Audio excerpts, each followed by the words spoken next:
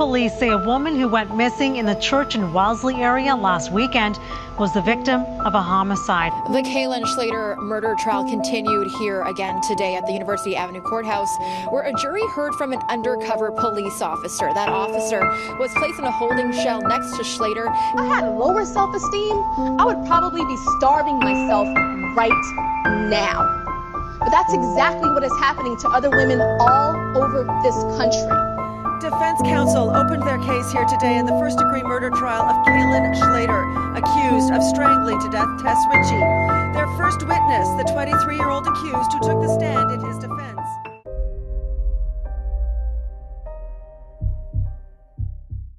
On November 30, 1994, in tranquil North Bay, Ontario, Tess was born. She was raised in a busy home with loving siblings. Phil and Pearl, her two dogs, were her world. Tess often went above and above to help others.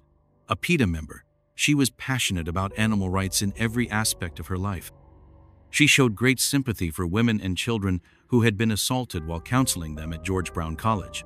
Tess supported equality and incorporated it into her personal and professional life. She studied therapy for traumatized mothers and children out of a deep sense of justice. Her goal was to speak up for the voiceless and save the desperate. Chillingly, she embraced morality while she would face human evil with a sorrowful heart. Her YouTube channel shows this terrifying detail. She began weaving her elaborate digital webs at a young age. Her silly YouTube videos showed her light-hearted side. Her channel changed throughout time, reflecting her motivation. Her skits became more personal and revealed her journey. Tess revealed a difficult and personal reality in a moving scene, bringing the audience into her vulnerability. The horrific details of her ex-boyfriend's savage assault were seared in her mind. Once a passionate champion, Tess became enmeshed in the darkness she intended to illuminate. She was consumed by shame and remorse, which twisted within her without control. The video showed boldness and honesty without pretense. Her suffering, severe emotional wounds, and daily hauntings were detailed. It showed Tess's fragility and strength. I want to reveal my story in this video.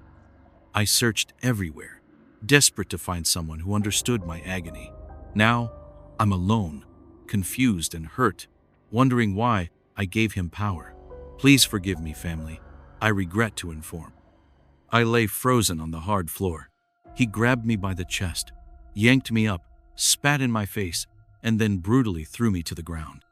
One of Tess's most moving videos advocated for women's confidence and self-determination, making an indelible imprint. This nation's triumphs and tragedies hide secrets. Listen carefully, because I have a message for those who attack me or other ladies my size. This is for all women who have been judged, whether famous or anonymous. This is for women who have been mocked, whose partners criticize them, women navigating employment problems, and girls attempting to find their way in school. I must tell you something. Kiss my big back. The scene fell silent after those two videos. The college program Tess was in didn't match her goals. She made a life-changing decision to escape to the unknown and start over. In order to become a flight attendant and travel the world, she changed her course and studied aviation services at Seneca College. Tess was insatiably curious and wanted to explore everything and help others. She boldly moved to British Columbia to plant trees among the towering pines and whispering breezes of nature in search of peace and connection with the wild. She lived in the shadows of tall buildings in downtown Toronto, planning her next move, which would take unforeseen turns. Tess faced a decision with doubt hanging over her like a dense cloud. It could have been arts or glamorous modeling. She had that unmistakable spark that sparks a fire and propels one into the unknown. Her friends called her beautiful, expressive, and imaginative. Pearls, beauty, fashion, and thrift stores enthralled her, while jogging thrilled her heart. In between races, she captured moments that spoke their own narrative with her camera. Those who met Tess described her as sweet, smart, and stubborn, making her memorable. She was strong enough to weather any storm, but she had a heart of trust and love. The stillness was heavy on November 25, 2017. Her relatives became very concerned when she stopped communicating. I keep saying this, but Tess would never do this. She shared her live location with friends and family out of concern for women's safety, a modest but important step in an uncertain environment. The outcome would differ this time. To whence did she disappear? Tess's family called the police immediately, their emotions racing. However, those expecting a quick government response were disappointed. On November 24, 2017, anxiousness permeated the air, foreshadowing the events. It started like many others in downtown Toronto on a Friday night. Fairy lights flickered overhead, producing shadows that swirled with the night. The air was chilly and deceptively serene. The haunting music in the packed taverns masked the secrets beneath the surface. Adults laughed in the dark, seeking respite from the commonplace. Each cocktail sip was a little getaway, as the music beckoned them to dance, lost in the moment, while the clock ticked away their problems until daybreak. Tess was with her best friend, Riley Simmert, that tragic night. Riley was forced to face her past, entangled in memories she wished to flee. After her breakup, Tess was fragile and seeking comfort and understanding. They sought comfort at Cruzantangos, a popular homosexual bar at Church and Wellesley, drinking away their sadness. The night is alive, with a strong audience moving together and a lively dance floor that refuses to give in to mourning. The next portion is crucial to the video. Bisexual Tess found a warm environment. That fateful night, the two women mingled and laughed at Cruz while drunk, ignorant of the shadows surrounding their joy. They met a mysterious man, unlike any they had seen, as the shadows deepened and the night revealed its mysteries.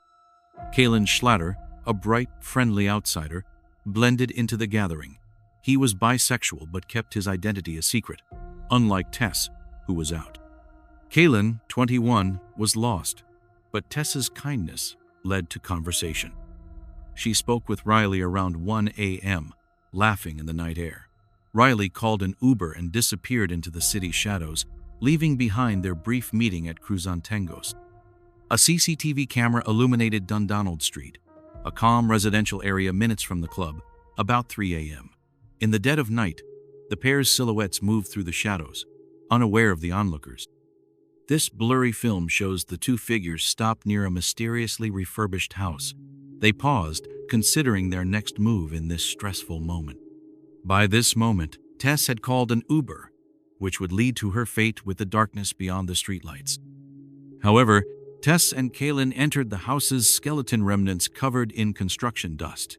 Silence fell like a heavy veil. She disappeared, leaving a disturbing mystery. In an instant, she vanished. Rachel knew something bad had happened to her sister. Within hours, Tess shared her whereabouts anytime she went out at night, tapping her phone screen as she sent messages. Scene silence suggests undiscovered truths beneath the surface.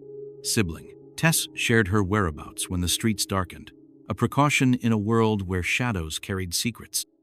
The texts poured in like a tide, each ping a disturbing reminder of her tenacity amid the shadows of her routine.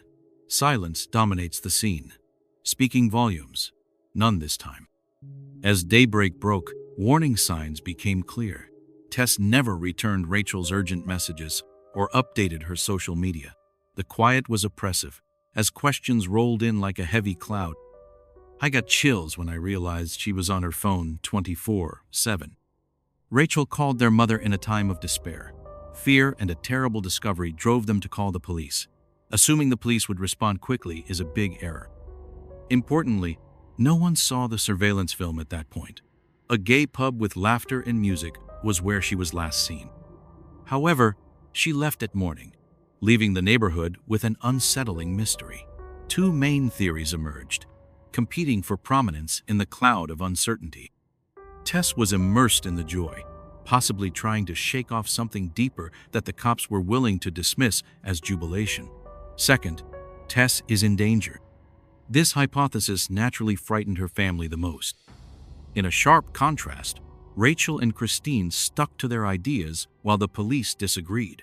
This disagreement set the stage for an unsolved issue that would plague everybody concerned. Tess disappeared in the early hours of November 25, 2017, as Toronto struggled with temperatures just above freezing, setting the backdrop for a citywide mystery. She struggled to disappear or find those who had vanished in the night due to the frost. Rachel and her mother panicked by Saturday afternoon as the gravity of their position set in. Rachel tried calling, texting, and even asking her friends for aid all day to reach Tess. Unfortunately, no response was found. She vanished into thin air, leaving no signs of her existence. After more than half a day, the silence was deafening, no sign of life. As expected in such a dire scenario, her friends and family felt desperation and strain. Christine, frantic, drove 4 hours from North Bay to find her daughter by Sunday morning. Christine's biggest worry was the police's slow inquiry. She would have to hide and take charge if they ignored her fears, a decision that may change her life in ways she never imagined. Christine's arrival confirmed all her suspicions. A terrifying turn of events occurred when the police ignored the missing persons complaint, ignoring the urgency. No formal search or street canvassing was conducted, leaving the missing's fate unknown. Officers lied that Tess disappeared on her own. Her family knew the truth beneath the surface. Christine again controlled her fate. With only her phone and a desperate heart, she searched for her daughter's last known steps. She knocked on doors, contacted local businesses, and begged for security footage to solve the mystery. The security footage from Tess's disappearance remains hidden and mysterious. She seemed to have vanished into the night's shadows. As Sunday turned into Monday and Tuesday, the story became increasingly ludicrous. Despite the increased efforts, Christine and Rachel felt burdened by the probe, since the police seemed to downplay her case. She was missing, her absence looming. Day 5 presents an unsettling prospect. On a cold Wednesday morning, November 29, Christine returned to Church Street, reflecting on the day ahead.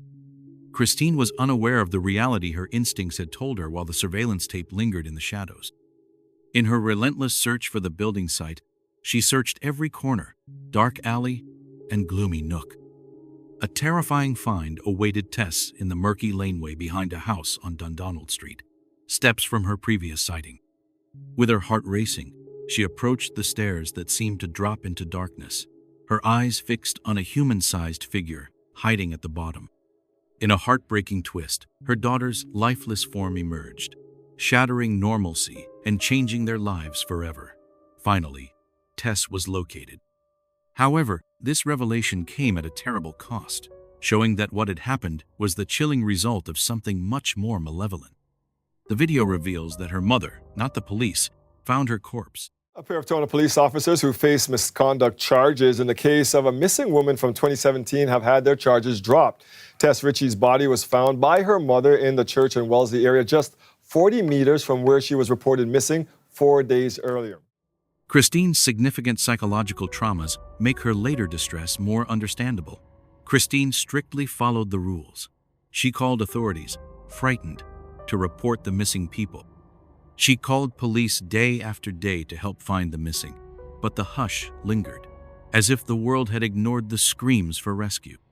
She walked 40 meters from where her daughter was last seen, a terrifying distance that would change her life. Since the surveillance footage was missing, everyone was oblivious of the terrifying truths lurking just beyond their reach. They eventually acted, but it was too late. Their findings reinforced the mystery, leaving unanswered questions in the shadows. After Tess was found at 582 Church Street, the Toronto Police Service increased their efforts, creating friction. The response came too late for Tess's family and community. From the start, their approach broke the family's confidence, making many question whether leaders can safeguard the most vulnerable.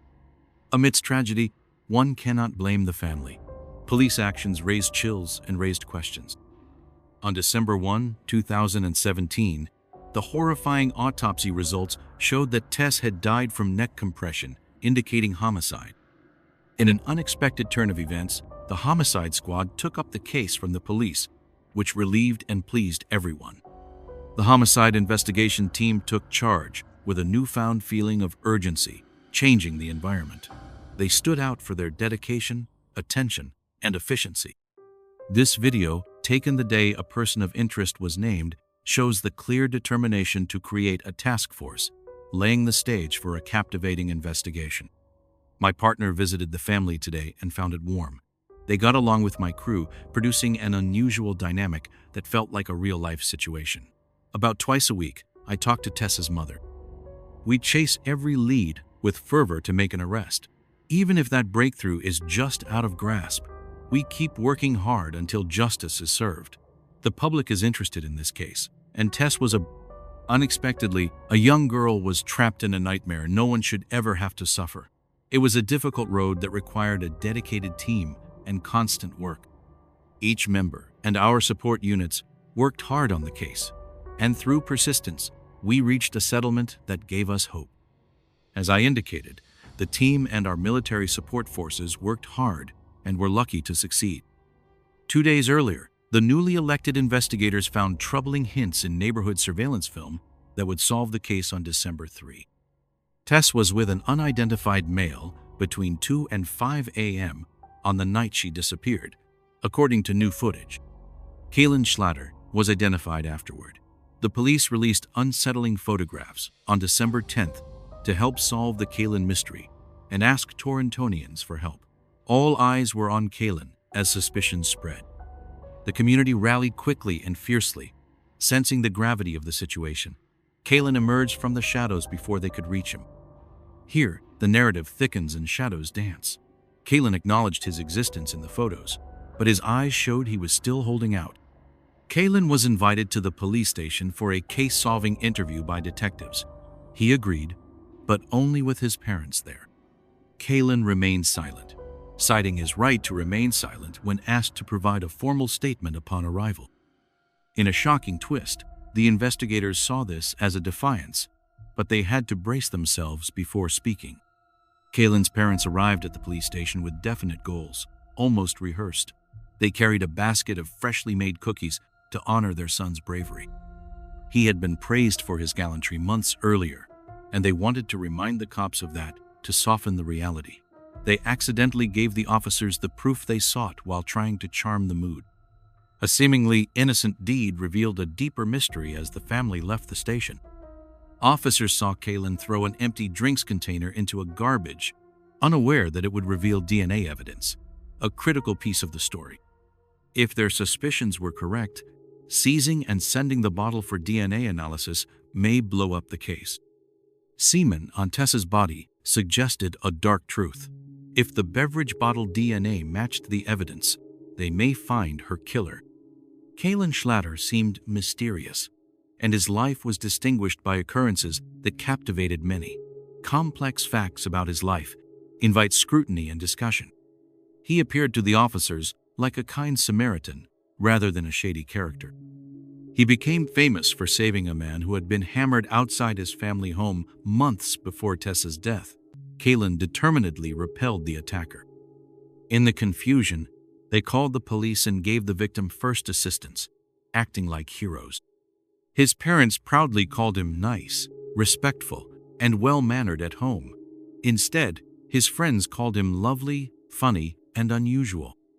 At 21, Kaylin began working in property maintenance, tackling the hard work of exterior repairs and landscaping. Kaylin appeared normal before Tess's murder, with no prior offenses or warning signals of darkness. The terrifying investigation and grisly murder revealed a darker truth. Kaylin was harsh, yet he had a darker side. His mind was full of terrible sexual obsessions, a disturbing obsession with choking women. Multiple ex-lovers confirmed this frightening truth, along with his suspicious online search history. Kaylin's former partner told the investigators he got a rush from strangling women. He also admitted to her that he had never done it since he didn't trust himself to quit. She reported that he frequently exceeded the line in the bedroom, becoming aggressive and disregarding consent. Due to this troubling behavior and the evidence, Kaylin was arrested for first-degree murder on February 4, 2018. Kaylin's voice, recorded during a sophisticated police operation, was the most damaging evidence against him. Today at about 11 p.m., we were able to effect the arrest of the person responsible for Tess's murder. We're alleging that he's responsible. He was arrested for second-degree murder. Kaylin, arrogant, was surrounded by undercover officers posing as inmates in the cell adjacent to his as he awaited trial. Kalin explored frightening topics like violent closeness and his deceptive methods to get women to do it. He even called choking a turn-on, which may resonate with some, but not now. Kalin, benevolent or evil in the shadows? Please recall the horrible events of Tess's murder before entering the courtroom. Tess and Riley were dancing and celebrating at Cruisin' Tangos on November 24, 2017, until daybreak. They met Kalin that fateful night. He seemed like a nighttime passerby, blending into the shadows. However, surveillance footage showed him walking Church Street hour after hour, a figure in the darkness. He approached many women with intent, as seen by security cameras. He was a constant shadow that crossed boundaries unsettlingly. In the shadows of that fateful night, several women confessed their rejections, each piece of a chilling puzzle that would reveal in the days to come. He approached to talk, but lingered too long despite their denial. A strange coincidence connected this man to Tess and her partner, connecting their lives. Tess, Riley, and Kalin left the club at 1:30 a.m. to explore their own mysteries in the dark streets. Riley took an Uber home after a night of drinking that made her sick, thinking about her decisions. Tess waited with Kalin as Riley got into the cab, anxious for her own ride. In the dark light of the surveillance cameras, Tess and Kalin emerged, striding northward with unknown intents. After stopping at a 24-hour hot dog seller with neon lights, they continued to Dundonald Street, a peaceful location minutes away. Tess was blissfully ignorant that this was no ordinary park stroll, but rather a deeper purpose. Kalin presumably scouted this street earlier in the night, thinking it would be perfect for his covert actions. He stayed in the shadows alongside Tess's motionless body, a terrible sign that this site was intended for evil from the start. Tess and Kalin entered Dundonald Street's gloomy tunnel between two unsuspecting homes shortly before 4 a.m., as shaky CCTV footage showed. The poorly lit spot, hidden from the main road, had an eerie coolness just above freezing, as if holding its breath for what was to come. Nothing except questions and a terrifying silence remained after she disappeared. However, the same camera caught Kalin leaving shortly after. After 2.5 years, the trial began, and he pleaded not guilty to first-degree murder. By the time the matter went to court, Canadians were strongly against Kalin Schlatter, portraying a terrifying picture. The prosecution meticulously cobbled together a terrifying timeline using security film, phone data, and DNA evidence. The prosecution portrayed Tess as not wanting to date or have personal connections with Kalin. Tess's hurried retreat from him was frightening. Kalin refused to let her take an Uber home again. In the dimly illuminated stairway, he tried to make an intimate move, but she refused. So he tightened her scarf around her neck, sealing her fate in a horrific act of violence. DNA evidence strengthened the prosecution's case. Kalin's semen and saliva on Tess's trousers and bra suggested close interaction before her terrible death. Kalin's defense created a story. Witnesses described how Tess led Kalin to the stairwell, where their lips connected and tension rose. As things intensified, Tess pulled back and revealed a crucial detail: she was on her period. Kalin related the strange occurrence in which he lost control of his pants, ending their meeting on an unexpected good note. Tess, heartbroken but determined, said she didn't want him to stay. He disappeared into the night, leaving her on the cold, harsh stairwell. Shadows lengthened as he returned home. He took a cab for a moment, then switched to an Uber, the app lighting his way in the darkness. His story contradicted the timeline, evidence, and forensics. After weeks of compelling testimony, the jury unanimously convicted Kalin of first-degree murder. Tension filled the courtroom, weighing it down. Tessa's family mourned silently, a witness to the catastrophe.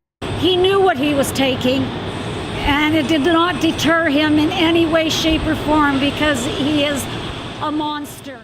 Kalin, almost ghost-like, nodded slightly and stared down as the verdict rang through the room. A life sentence for first-degree murder in Canada puts Kalin up for at least 25 years, ensuring that prison will haunt him for years to come.